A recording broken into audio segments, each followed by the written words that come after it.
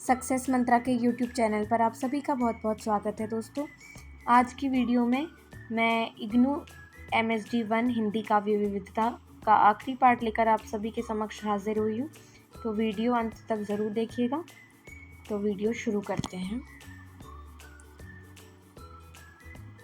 अरे इन दो ने राह न पाई, हिंदू अपनी करे बढ़ाई, गागर छुअन न देई, बैसिया के पायन तरसोवे, यह देखो हिंदू आई। अब कबीरदास क्या कह रहे हैं, इन दोउन ने रहा ना पाई। कौन दोउन? हिंदू और मुस्लिम। हिंदू अपनी करे बढ़ाई। वैसे तो जो हिंदू हैं वो अपने धर्म को इस पूरी दुनिया का सर्वश्रेष्ठ धर्म समझते हैं, लेकिन अपने ही धर्म में इतनी उनकी जातिगत जो व्यवस्था ऐसी बनी हुई है कि छोटी जाति और ऊंची जाति इस तरीके का एक स्ट्रक्चर क्रिएट किया है, और वो जो ऊंची जाति के लोग होते हैं वो नीची जाति के लोगों को अपना गागर तक छूने नहीं देते। राइट। बैसिया के पायन तर सोवे, यह देखो हिंदू आई। और बैसिया के पायन तर सोते हैं तब उनको जाति से कोई मतलब नहीं होता, धर्म से कोई मतलब नहीं होता। तब वो नहीं देखते कि वो कहाँ पर हैं, किसके साथ है, तब कुछ नहीं देखते। मुसलमान के पीर ओलिया मुर्गी मुर्गा खाई। मुसलमान के जो पीर ओलिया होते हैं वो मुर्गा मुर्गी खाते हैं। और खाला के बेटी ब्याहे घर ही में करे सगाई। खाला यानी कि शायद मौसी उनकी बेटी से ही ब्याह कर लेते हैं और घर में ही सगाई कर लेते हैं। यानी कि आपको पता ही होगा कि उनके धर्म में अपने घर में रिश्तेदारी में ही शादी करना वैलिड होता है। तो उसको भी कबीरदास उसके लिए भी बोल रहे हैं कि ये भी एक गलत बात है। बाहर से एक मुर्दा लाए धोई धाई चढ़वाई। बाहर से क्या लेकर आते हैं? मुर्दा लेकर आते हैं। मुर्दा यानी कि यहाँ पर मुर्दा से मतलब है कि वो लेकर आते हैं किसी भी मांस को, यानी कि राइट, और उसको धो धा के चढ़ाते हैं, बनाते हैं। सब सखियाँ मिली जेवन बैठी घर भर करे बढ़ाई। और जितनी भी सखियाँ हैं सारे मिलकर जेवन बैठी मतलब खाती हैं उसको, खाने के लिए जब भी बैठते हैं, और घर भर करे बढ़ाई कि अरे बहुत टेस्टी बना था, समथिंग समथिंग ऐसा। हिंदू की हिंदुआई देखी तुर्कन की तुर्काई। कहते हैं कि मैंने हिंदू की हिंदुआई भी देख ली है, तुर्कन की तुर्काई भी देख ली है। कहे कबीर सुनो भाई साधो, कौन रहा है जाई। कहते हैं कि हे साधो, किस राह पर चलना है, हिंदुओं की राह पे चलना है या मुस्लिमों की राह पे चलना है, क्योंकि मुझे तो दोनों के धर्म में कुछ ना कुछ बुराइयां ही नज़र आ रही हैं। आई होप आपको समझ आई होगी, और जितना भी इसका मैंने व्याख्या है वो गिवन है, आप प्लीज़ देख लीजिए और आपको समझ आ जाएगा। इसी तरीके से आपको एग्ज़ाम में भी लिखना है तो आप इसका यूज़ कर सकते हैं। आगे पद संख्या 17 बहुत इम्पॉर्टेंट है, जून 2025 के एग्ज़ाम में भी ये आई थी। नेहर में दाग लगाए आए चुनरी, और अंग्रेजुआ के मरम न जाने।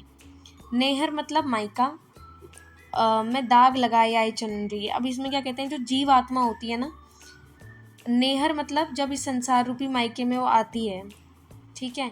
चुनरी का मतलब यहाँ पर आत्मा ही है। नेहर में दाग लगाए आए चुनरी, और जब वो यहाँ पर आती है तो वो क्या करती है, अपने जो उसका एकदम पवित्र मन होता है उसमें क्या लगा देती है, दाग लगा देती है। किस चीज़ का? संसारिक मोह माया के दाग लगा देती है। और अंग्रेजवा के मरम ना जानी। अब अंग्रेजवा क्या है? मतलब भगवान का मरम नहीं जानती है। नहीं मिले धोबिया कौन करे उजरी। कह रहे हैं कि मुझे धोबी भी नहीं मिल रहा है जो इसको उजरी कर दे, दोबारा से चमका दे, जो इसके में दाग लगे हैं उनको साफ कर दे। तन के कंडी ज्ञान के सौदन, साबुन महंग बिचाए या नगरी। कहते हैं कि यहाँ पर इस नगरी में क्या होता है, जो साबुन भी है वो क्या बहुत ज़्यादा महंगा बिक रहा है। राइट। ज्ञान का जो साबुन है वो भी बहुत ज़्यादा महंगा बिक रहा है। तो मेरी जो चुनरी हो रही है वो तो एकदम साफ भी नहीं हो रही है।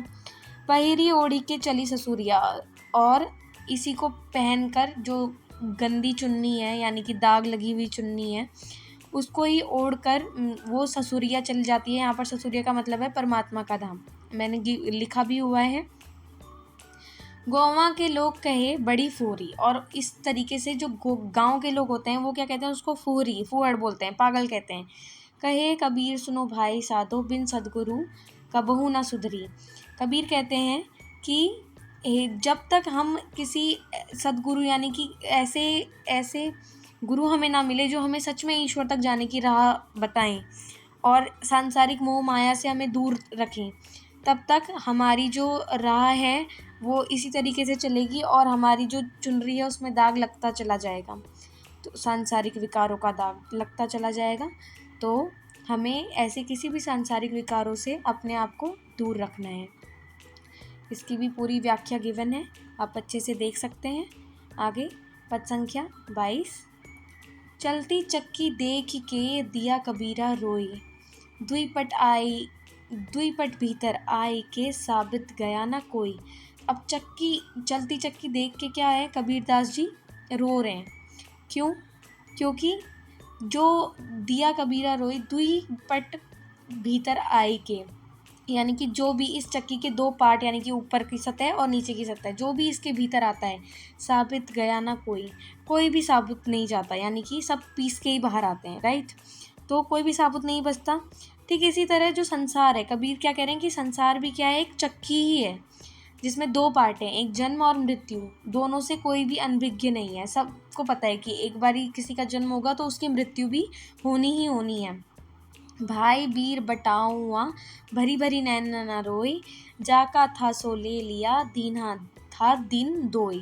कहते हैं कि अगर किसी की मृत्यु हो भी जाती है तो आपको नैन भर भर के रोने की आवश्यकता नहीं है, क्योंकि जीवन और मृत्यु हमारे जीवन के अटल सत्य हैं। हमें पता है कि अगर हम आए हैं तो हमें जाना भी है ही, और अगर हम चले गए हैं तो इसमें बहुत रोने की आवश्यकता नहीं है कि सब कुछ त्याग ही दें हम, राइट।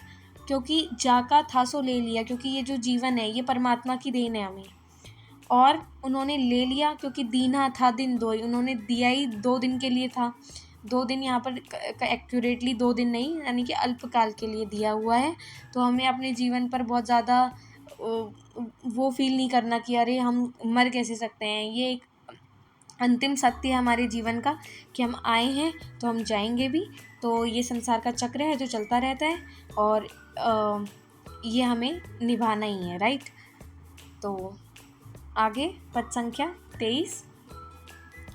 पीछे लगा जाई था लोक देव के साथी, आगे थे सद्गुरु दीपक दिया हाथी। कह रहे हैं कि मैं जिसके पीछे लगा हुआ था, जो लोक वेद के साथी, यानी कि वेदों के पीछे लगा हुआ था, जो हमें धार्मिक कर्मकांड सिखाते हैं, उन्हीं रीति रिवाजों में मैं लगा हुआ था, अज्ञानता में इधर उधर भटक रहा था। आगे थे सद्गुरु, तभी उन्हें क्या मिले, सद्गुरु, यानी कि सच्चे गुरु मिल गए, राइट।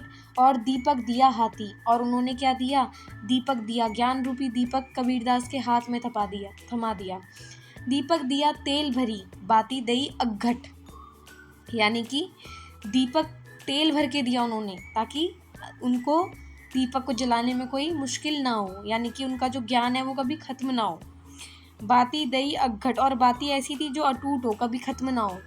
पूरा किया बिसाहुणा बहुरोय ना आओ हट, यानी कि उन्होंने क्या कहा कि ये बिसाहुणा मतलब हिसाब किताब, सारा जो हिसाब किताब है वो उन्होंने पूरा कर दिया। बहुरी ना आओ हट, ताकि इस बाज़ार में, इस संसार रूपी बाज़ार में उनको वापस ही ना आना पड़े ज्ञान के लिए।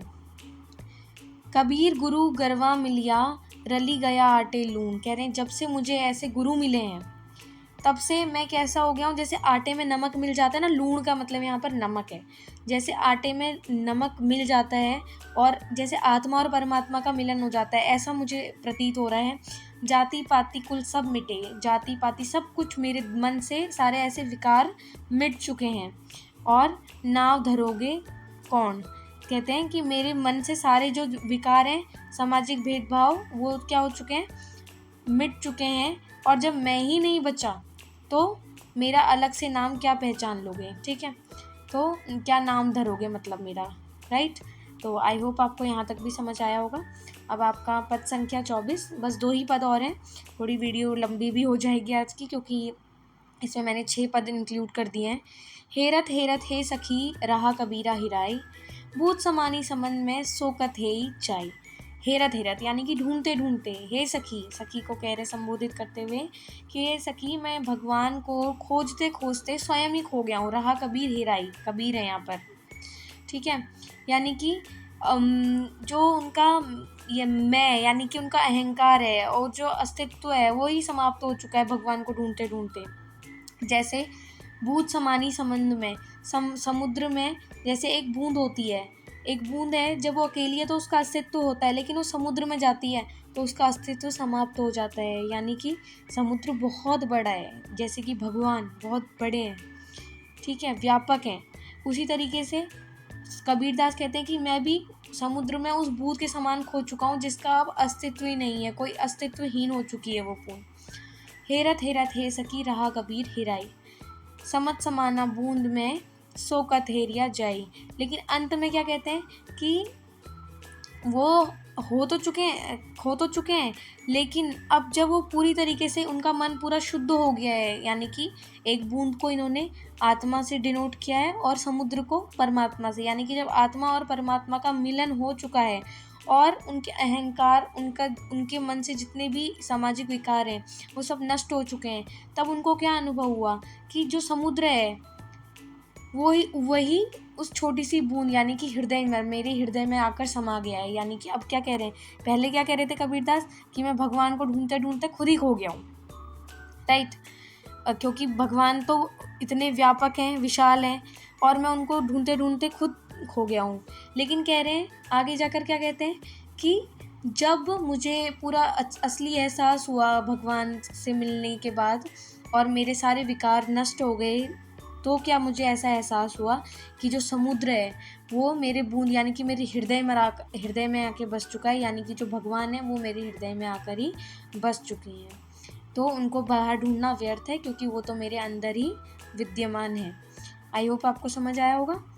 आखिरी दोहा, यह जग अंधा मैं के ही समझाऊं। कह रहे ये तो पूरा जग अंधा है, मैं किसे समझाऊं। एक दो ही हो उन्हें समझाऊं, सभी बुलाना पेट के धंधा। एक दो हो तो मैं फिर भी इन्हें समझा देता, लेकिन ये तो सभी अपने पेट के धंधे में लगे हुए हैं, मतलब कि अपने पेट पालने के लिए लगे हुए हैं किसी भी कामों में, तो और परम सत्य को तो भूल ही चुके हैं, राइट। पानी के घोड़ा पथन असवरता ढरिक परे जस ओस के बूंदा। पानी के घोड़ा का मतलब क्या है, पे पानी के बुलबुला, यानी कि जो मनुष्य का जो शरीर है वो पानी के घोड़े की तरह क्षणभंगुर है।